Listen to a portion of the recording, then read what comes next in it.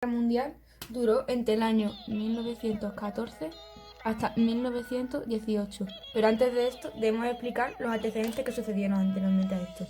Pero deberemos hablar del imperialismo, el cual fue un proceso de desarrollo, principalmente duró entre 1870 y 1914, es decir, el comienzo de la Primera Guerra Mundial. Periodo Europa, Estados Unidos y Japón conquistaron y explotaron diferentes zonas de Asia, África y Europa. El segundo factor sería el económico, debido a que la revolución industrial habían incrementado el nivel de producción, por lo que cada vez se necesitaba más materia prima y para ello se buscaba en otros lugares del mundo. El factor sería el factor estratégico. Debido a la expansión comercial, las potencias necesitaban asegurar las principales rutas marinas para llegar a puertos más seguros. Otro factor sería los factores políticos, en el cual se empezó a extender la idea por las naciones de que cuanto más territorios tenía, más prestigio y más importancia tenía tu país. Número 5. El nacionalismo fue uno de los factores ideológicos, por el que se consideraba que su patria era portadora de unos valores superiores, tenían derecho y el deber de expandirlos por todo el mundo. Los europeos se atribuyeron a ellos mismos la misión histórica de transmitir a los pueblos atrasados las conquistas y las mejoras de la civilización occidental. Científicos.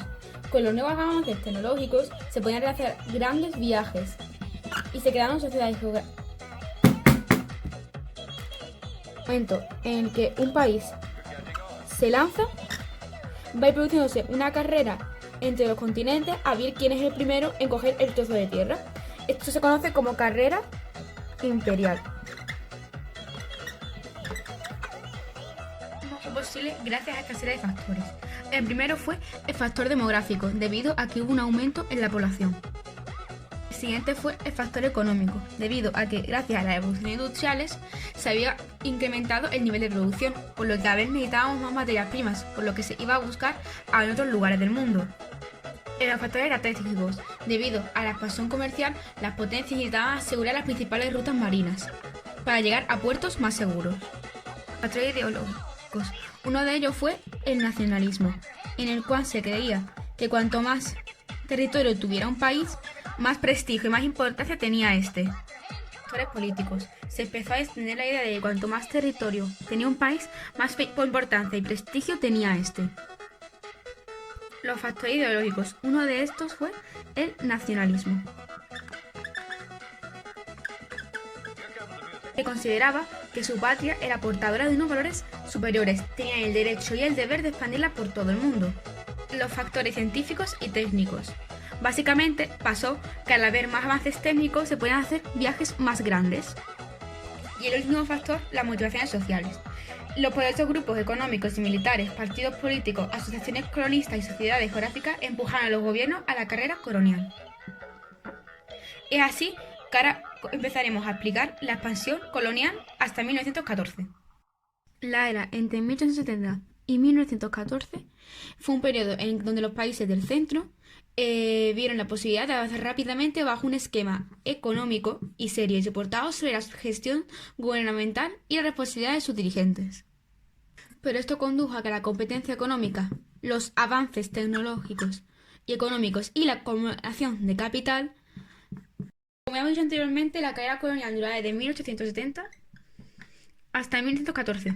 En ella participarán las potencias más importantes de este momento, como España, Alemania, Rusia, Italia, Bélgica, Francia, Inglaterra y Japón. Obviamente existían distintos tipos de administraciones coloniales, las cuales explicaré a continuación. Primero, las colinas comerciales. Eran sobre todo enclaves costeros bien situados y comunicados para promover el comercio.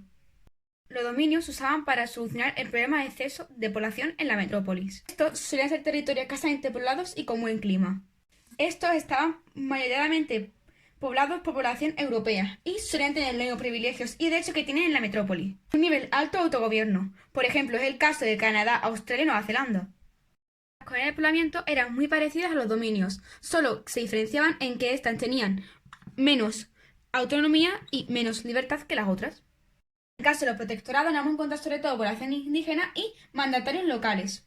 Este es el caso del Egipto inglés, Marruecos o Francia. Este es el caso del Egipto inglés o de Francia en Marruecos. Como en el caso de los protectorados, las colonias de explotación también tendrán una mayor parte de población indígena, la cual no tiene casi autonomía. Las esferas de influencia eran zonas en las que se respetaba la autonomía e independencia, pero sobre todo las esferas de influencia eran zonas en las que se respetaba la autonomía e independencia, pero sobre los que tenían la exclusividad del comercio, la inversión y la explotación. Ahora pasaremos a hablar del reparto de África. El reparto de África siguió un patrón muy determinado. Primero, en los Indios solo encontramos puertos donde los europeos podían parar en sus rutas comerciales para abstenerse. Segundo, haremos unas pequeñas colonias en zonas costeras. Y tercero, será la ocupación interior. Al final, el reparto fue el siguiente. Distintos territorios de África fueron conquistados por España, Italia, Francia, Reino Unido, Alemania, Portugal y Bélgica. Ahora hablaremos del colonialismo en Asia. En el continente de Asia hubo una fuerte presencia de las potencias industriales. La presencia que más marcada en el continente asiático también una fuerte presencia de En el continente asiático también hubo una fuerte presencia de las potencias industriales. La presencia más marcada fue la del imperialismo británico. En la India, en 1877, la reina Victoria fue proclamada emperatriz de la India. Esta corona, conocida como la joya de la corona, se convirtió